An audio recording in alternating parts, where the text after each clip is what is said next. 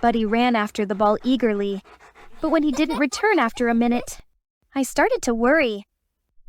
Buddy, Buddy! I began searching for him among the trees. مرحبا بكم في قناة أكاديمية معلمي لتعلم اللغة الإنجليزية. أنا سارة. One day, I rushed toward my mom. She had fallen on the floor, shaking and struggling to breathe. Mom, what happened? I quickly grabbed my phone and called emergency services. My mom can't breathe. Please help her.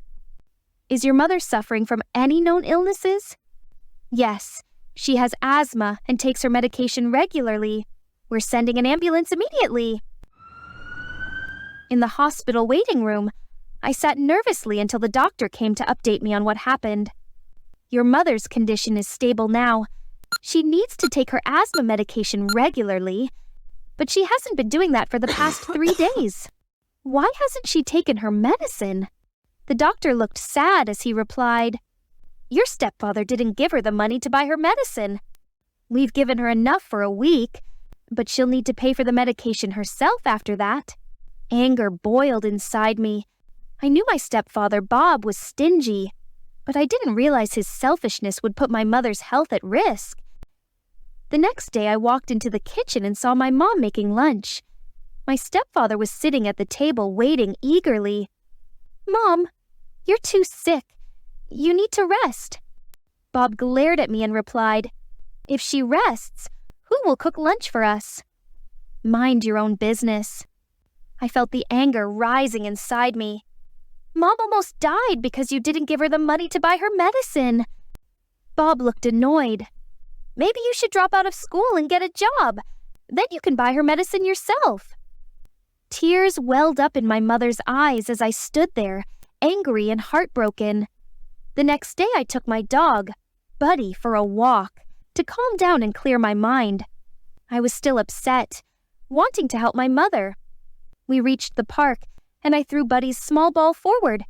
He ran after it eagerly. But when he didn't return after a minute, I started to worry. Buddy!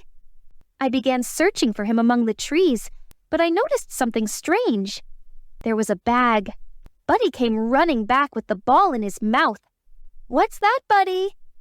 I opened the bag and was shocked to see a pile of money, hundreds of thousands of dollars. Oh my God, that's so much money! My heart pounded as I realized what I had to do. I needed to take the bag to the police immediately. I took Buddy home and planned to head straight to the police station afterward. They would know how to find the owner of this money. As soon as I walked through the door, my stepfather, Bob, stared at the bag. What's that? I found this bag full of money in the park. I'm going to the police. Bob's face changed.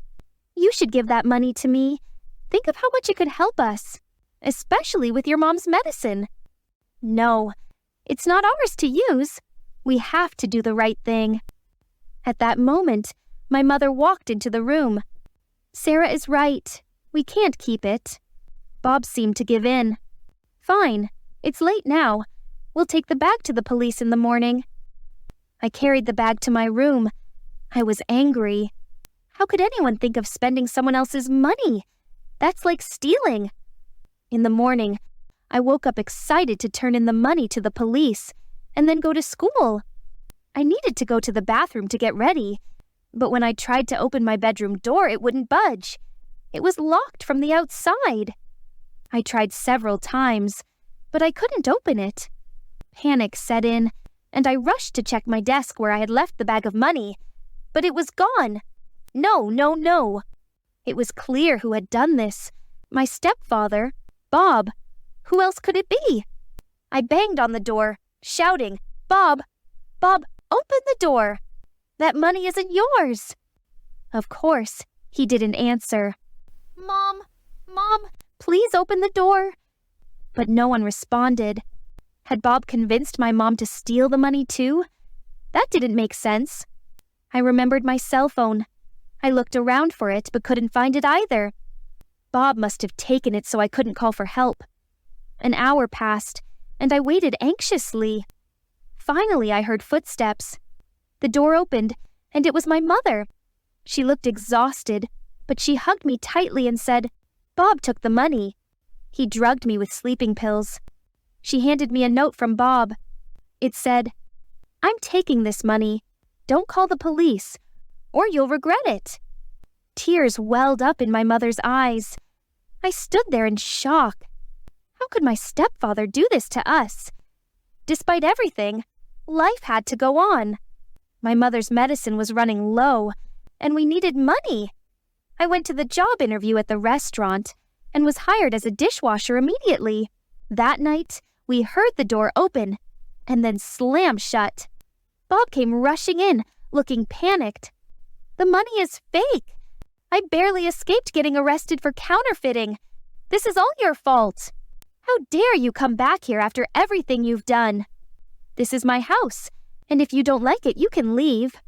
The next day, on my way to work, something caught my eye. It was a giant billboard with my picture and Bob's picture. Under my picture, it said, "Good person," and under Bob's, it said, "Bad person." The billboard had a mysterious message. "Stay tuned tonight." The same billboard was all over the city. At work, my coworkers asked me about it, but I had no idea. Curiosity was killing me. What was going to happen tonight? When I got home, Bob was clearly nervous. He had seen the billboards too. I quickly checked online to find out what was going on, and everyone was talking about it. It turned out we were part of a TV show called What Would You Do? Suddenly, everything made sense. We gathered around the TV when the episode started. The host explained that the bag of money I found was part of a social experiment to see what people would do. Report it and return it to its owner or keep it for themselves.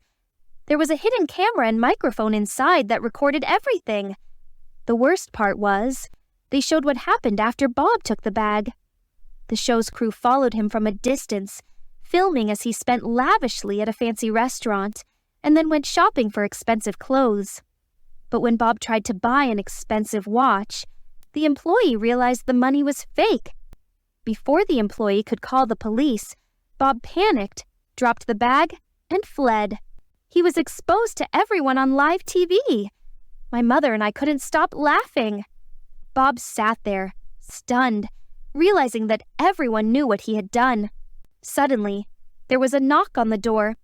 Bob's face turned pale as he whispered, "It must be the police. Don't open it, Sarah." But I laughed and walked toward the door. Bob watched, trembling with fear. To our surprise, it wasn't the police. It was the producer of What Would You Do? With a cameraman recording everything. He was holding the same bag I had found in the park. He smiled and handed me the bag. "Sarah, we're proud of you.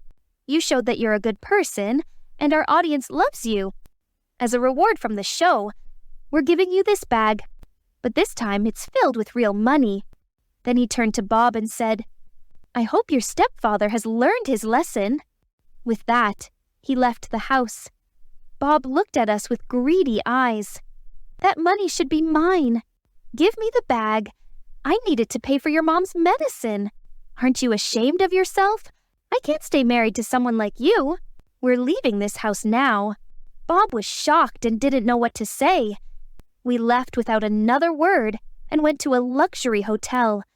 We opened the bag and started counting the money. We found it was $1 million. That was more than enough to cover my mother's medical expenses. I felt relieved knowing we didn't have to worry about money anymore. Life gradually returned to normal, though I became a bit of a celebrity. Everyone greeted me on the street, and some even wanted to take pictures with me. We haven't seen Bob since that day, and my mother and I started a new chapter in our lives, just the two of us.